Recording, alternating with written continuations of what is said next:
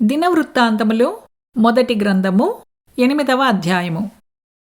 గిబియోనునకు తండ్రి అయిన వాడు గిబియోనులో కాపురముండెను. అతని భార్య పేరు మయాకా. ఇతని పెద్ద కుమారుడు అబ్దోను. మిగిలిన వారు సూరు, కీషు, బయలు, నాదాబు, గెదోరు, అహయో, జెకెరు అనువారు. మిక్లోతు షిమ్యాను కనెను. వీరును తమ సహోదరులతో కూడా వారికి ఎదురుగానున్న ఇండ్లలోనే యెరూషలేమునందు కాపురముండిరి.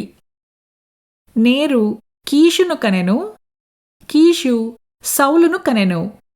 సౌలు యోనాతానును, మల్కీషూవను, అబీనదాబును, యష్బయలును కనెను.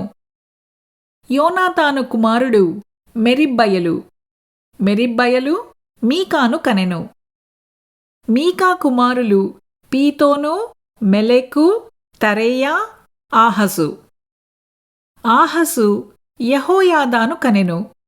యెహోయాదా ఆలెమెతును, అజ్మవేతును, జిమ్మీని కనెను.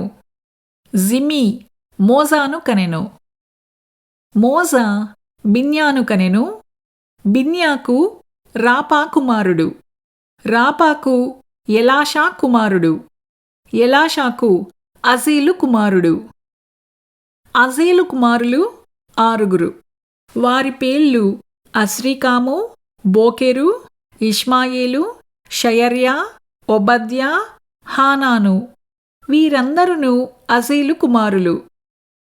అతని సహోదరుడైన ఏషెకు కుమారులు 3.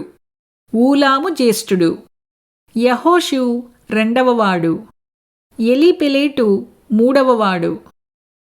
ఊలాము కుమారులు విలువిద్యయందు ప్రవీణులైన పరాక్రమశాలులు.